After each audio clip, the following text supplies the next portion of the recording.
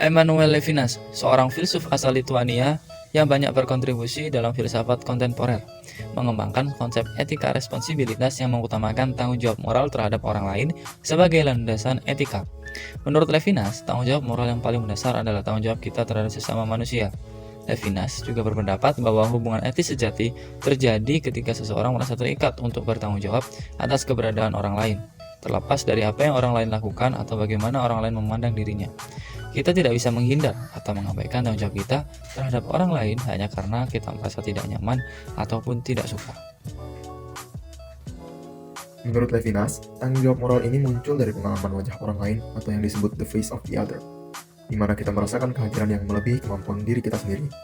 Wajah orang lain ini meminta bantuan dan perlindungan, dan tugas kita sebagai manusia adalah untuk meresponnya dengan kebaikan hati, kasih sayang, dan perhatian yang tulus.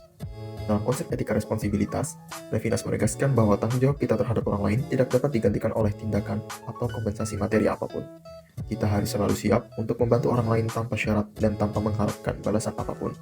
Dalam hal ini, etika responsibilitas menuntut kita untuk mengesampingkan kepentingan diri sendiri dan memberikan prioritas pada kebutuhan dan kesejahteraan orang lain.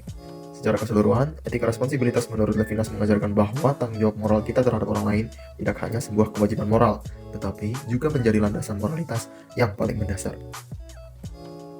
Contoh penerapan etika responsibilitas menurut Emmanuel Levinas adalah ketika kita bertemu dengan seseorang yang membutuhkan bantuan, baik itu secara fisik maupun emosional, maka kita tidak bisa mengabaikan tanggung jawab moral kita untuk membantu mereka. Sebagai contoh, jika kita melihat seseorang yang terjatuh di jalan, maka kita tidak bisa hanya berlalu begitu saja dan mengabaikan kebutuhan mereka.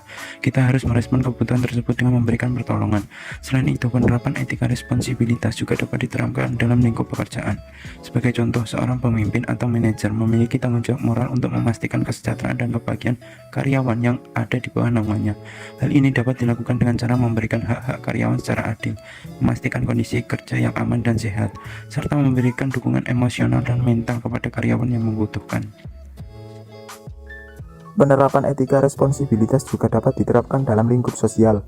Sebagai contoh, kita dapat membantu orang yang membutuhkan bantuan, seperti orang miskin atau tunawisma, dengan memberikan bantuan material atau memberikan perhatian dan kebaikan hati secara tulus.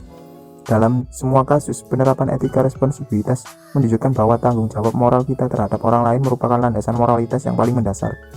Kita harus selalu siap untuk membantu orang lain tanpa syarat dan tanpa mengharapkan balasan apapun, serta mengesampingkan kepentingan diri sendiri demi memberikan prioritas pada kebutuhan dan kesejahteraan orang lain.